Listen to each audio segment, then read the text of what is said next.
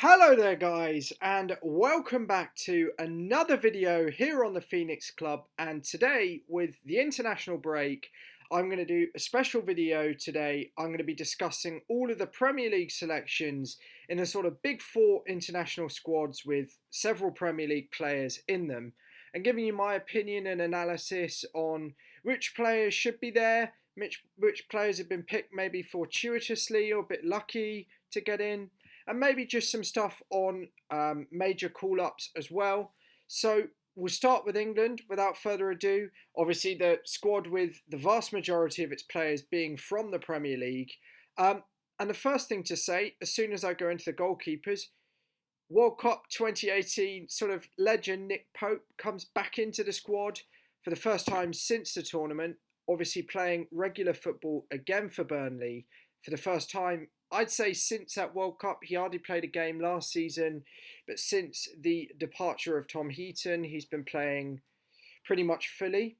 And then we have a maiden call-up for Aaron Wan-Bissaka, new signing for Man United. Obviously, a very expensive buy, I think 60 million. Having played Euro under-21s this summer, Gareth Southgate has promoted him from Adi Bothroyd's squad into the first team. Doesn't come as a surprise to many, but you still got to remember United had paid for a player who hadn't had an England cap. But I think it is about time he does deserve it. It'll be interesting to see if he does get in over Trent Alexander-Arnold, who is, of course, also in the squad. But that's all to be told. I think that's probably a move that most were expecting. Next in, Joe Gomez returns after playing just one game for Liverpool this season. Obviously missing the most of last season with injury.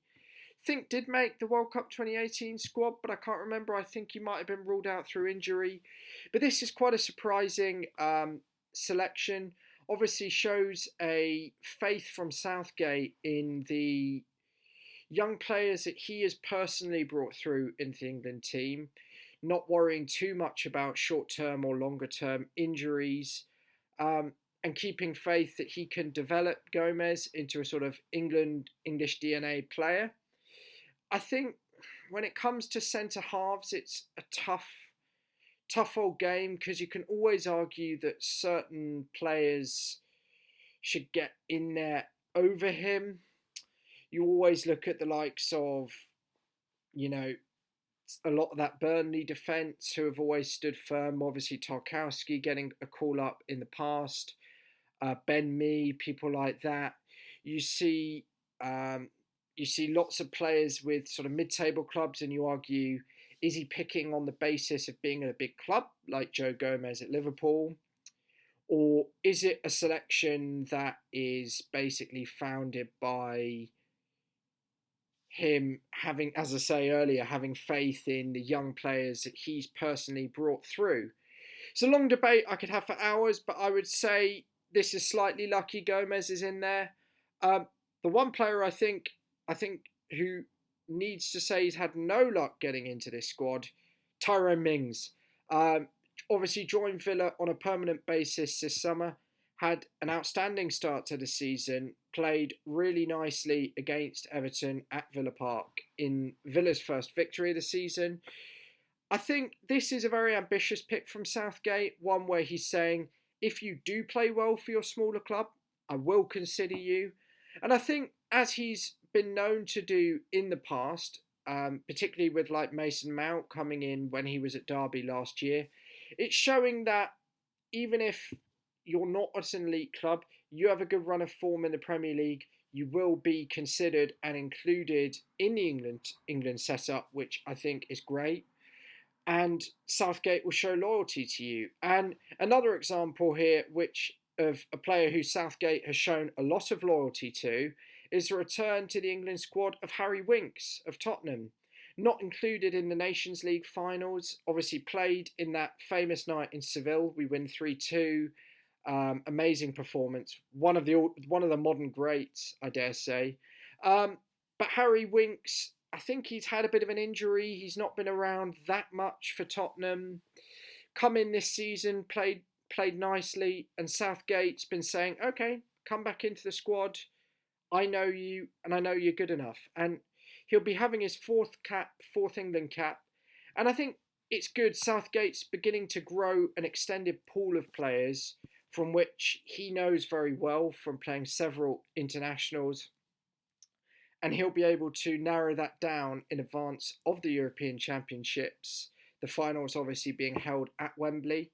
I was fortunate enough to get tickets through the ballot to both semis. Don't ask me how. Luck of the draw. No one else I know did. And now on to maybe slightly further up the pitch. Two very exciting centre attacking midfielders included for the first time. The first one being Leicester City's James Madison, 22 years old. Again, played in the Euro under-21s in Italy and San Marino this summer. And another player who I could just see as a Southgate mould player.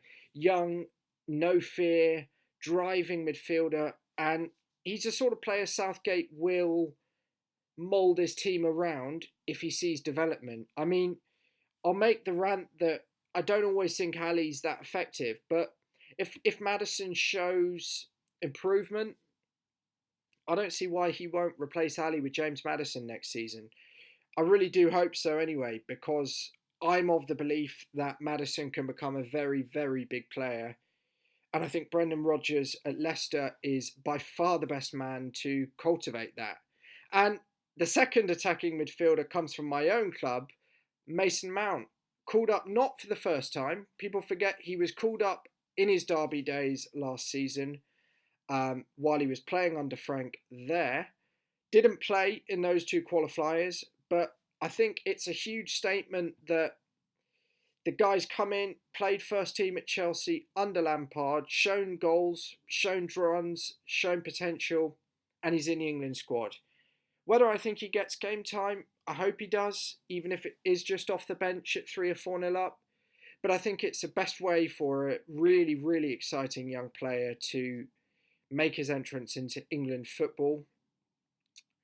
And now I've got a couple of players I question whether they still deserve to be there. They both come from the same club. They both, I suppose, been on the naughty step, one more than the other, one because of penalties and the other because of, I guess, ineffectiveness. Jesse Lingard and Marcus Rashford. Southgate shown loyalty to both. They've obviously been in the setup in the England side almost the entirety of Southgate's reign since late 2016. They've not been great at the start of this season, but Southgate's kept the faith. It'll be interesting to see whether they do play. I think Rashford probably will play, even if it's just on the left or right of a 4-3-3. Lingard, I'm much less sure, maybe if he plays 4-2-3-1, but I'm not convinced either. So that concludes the main sort of gossip about the England squad. I've got 3 other teams I've prepared, mainly because of Premier League links, also teams I generally follow. Honourable mention to Germany. They don't make it because I think there was one Premier League player in the German squad this time. And it's generally the thing with the German national team, which I admire so much, is it's pretty much all players who play in Germany, and it's so tight-knit that there aren't too many changes. There's obviously been a period of upheaval under Löw since a failed Nations League campaign and World Cup of 2018, but not too much. But I'm going to start with some full in-depth analysis of Spain in their qualifiers against Romania and the Faroe Islands this weekend. 4 players from the Premier League coming in. Before I do name those 4, I want to say my prayers and thoughts go to Luis Enrique, obviously resigning from the Spain job a couple of months ago. Terrible to hear your daughter at 10 or 8 dying of cancer. Makes my heart sink. Honestly, I can't think of what the man's going through, and I hope something can console him, because honestly, I can't imagine thoughts like that. You know, some things are just bigger than football, and for anyone to lose a child at that age is tragic. But they have to carry on the football, and Enrique's assistant is now in charge of Spain, and He's going largely along the same lines. He's kept 4 Premier League players in. Kepa from Chelsea, De Gea from United, both in goal. I'd say Spain's 1 and 2. Less certainty on who gets what, but Kepa starting the last 3 games for Spain, so maybe veering towards Kepa. But then into the midfield, the only 2 others included from the Premier League are Rotary and Dani Caballos. Rotary, obviously, really intense young player, brilliant midfielder, centre mid, kind of a regista, but more technical, or maybe not more technical, but maybe more driving to his game than a sitting regista. But the thing I'd say with him is under Pep, his game's completely changed. He's gone from being in really a 2-man centre midfield to a 3-man mid, which I think's helped his game so much. He's been way less sort of isolated and reliant upon for the sort of defensive phase of the game or transitional phase. He's had more protection and ability to play make, which I think has helped him a lot. And the other player is Spain's under-21s captain from their Euro under-21 campaign in Italy, Dani Caballos, now of Arsenal. Had a promising start, not so much in the North London derby, but the game before that, I think he looked very good for Emery's Arsenal. And I think there's only going to be more to come from these players. Obviously, Caballos on loan from Real Madrid and going to play a big part in the Madrid club's regrowth, I guess, after the sort of Ronaldo days and that 3 Champions League winning team have gone. But the main trend I'd say from the Spain squad is all the sort of older statesmen who have played in the Premier League for Spain, your Pedros, Marcos Alonso's. I don't want to go too much into depth, but they've all been overlooked by the new coach, obviously building towards the next World Cup and in turn the next Euros. Overlooked by the sort of players like 23-year-old Unai Núñez, I believe, of Sociedad or Bilbao. 23-year-old Fabian of Napoli, who I believe is a centre midfielder.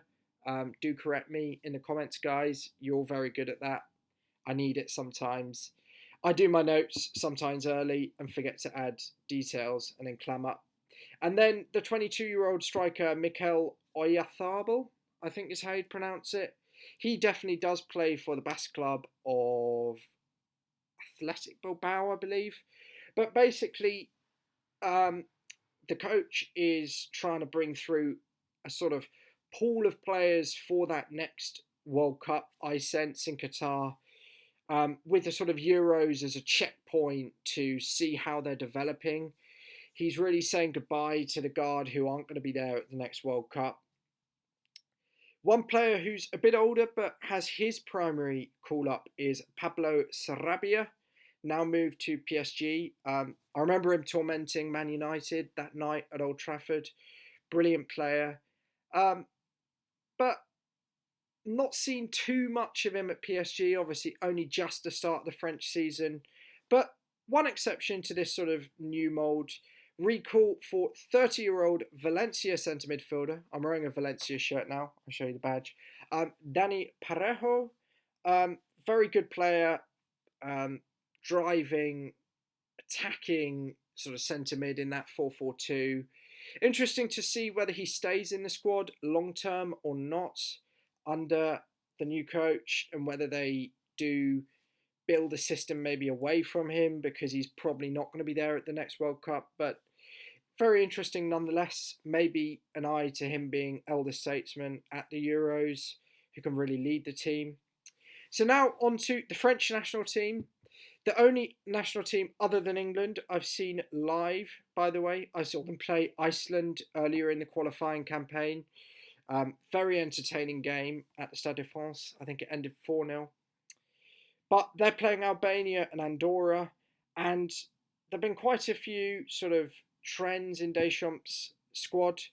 The first being a recall for Lucas Digne after his excellent Everton form at the start of the season. Needless to say, Lloris is still in the squad as captain, but Digne, he's shown so much as right back under with Everton, particularly this season, I'd say. I'd say he's been one of the top fullbacks in the league these first 4 games. Someone maybe not being lauded by everybody, but who I think will grow into really, really solid player who the big top 6 boys will be looking at come the end of the season. Um, Chelsea man Kurt Zouma has earned a recall to the France squad. As a Chelsea fan, this surprises me more than anything. Like, I think he's been average at best over our 5 games, including the Super Cup. He's played in, if I'm not wrong, every one of them. And I wouldn't give any performance of his more than a 6.5 out of 10 off of those. I assume Deschamps is doing it to bring through maybe a younger player who could develop, and he's taking a bit of a risk there. Another player who is looking like he's getting his first cap as a centre half, someone who I'd be much more confident in if I were Deschamps, Clement Longley of Barcelona. Really solid defender who's coming more and more into the frame under Ernesto Valverde. And I'll be interested to see how he does in the French side. I have no doubt he's going to become an excellent player. Strong, driving. I know I'm using the word driving a lot, but a lot of these players, it's a quality I have a lot of faith for, because you see so many players in this sort of tiki-taka age, passing sideways, backwards. No, Longley will build play from the back, and he's a player I think there's a French creative side of things I want, who they don't have to go through your midfielder Kante and Pogba if you don't need to. So I'll be interested to see how he does. Another midfield call-up. Don't know if he'll make a game, but he might do. Motoko and Uzi from Arsenal, younger player. Had very mixed reviews from Arsenal fans off his first 4 games, but he's in the squad. Interesting to see whether he will get, as I say, any games. I'd say with Matuidi, Pogba, Kante, probably not. He might play against Andorra, maybe just to rest those guys up, but we'll have to see. Young player again, but I'm slightly puzzled by this one. Again, maybe a sighter ahead of a Euro squad selection coming March or April, or maybe just after. Maybe trying to see if he's in the frame. And then, just to end it, a bit of fun. Recall for Premier League journeyman Steven Nzonzi, Blackburn, Stoke, then all the way to Sevilla. Player I really rate, I'm not going to lie, but quite old now. I think he's 31, but he's a Premier League journeyman. And then briefly, the 4th national team I'm going to do, the last one, just to see what we think, is the Italian national team. And it's kind of based on my own club, I'm not going to lie, but it's always a team I've followed with an identity of all our managers. But Emerson Palmieri gets a recall, and this video is recorded just after their game against Armenia rather. He started. I really do back this call from Mancini. Emerson's been probably Chelsea's 2nd or 3rd best player since the season started. Doesn't surprise me that they sort of get in. Older players are getting in from the Inter squad, particularly Danilo D'Ambrosio and Acerbi getting in to the squad. Again, I think the Italians always rely on a few senior players there in a tournament campaign to bring them through. It'll be interesting to see, obviously with a top-class midfield, but a defence and an attack that maybe isn't the greatest, how Mancini navigates the Euros. I assume they will make it. I see no problems with their qualification group. I've said on Twitter today, unpopular opinion, that their midfield is one of the best, obviously with Jorginho, Barella, and also Verratti. 3 excellent players, but a 4th excellent player coming in from Inter Milan, Stefano Sensi. Very good player. I've seen him play a little bit, not loads. I like to follow Serie A, but I rarely watch whole games because the broadcasting here in the UK is a bit messed up. But I hear from everyone he's excellent. I don't think he'll start for the moment, but under Conte's development and tutelage, I don't see why he won't in the future. Finally, as a bit of a joke, Kevin Lasagna comes in from Udinese. In fairness, a very good Serie A striker, scores a lot of goals, but he's been included by Mancini. So just to end the note, I might go and eat some sort of lasagna, coloured a little bit like this top, red and tomatoey, pastery yellow. I'm about to go and eat some lasagna. So without further ado, guys, I hope that's briefed you a little bit on the international squads. I hope you enjoyed the vid. Retweet, subscribe if you can. It really helps me out. And check out Football Mastermind. We've got so many great guests coming up that I think you're going to really enjoy. So watch all of those if you can. See you guys very soon, and peace out, I guess.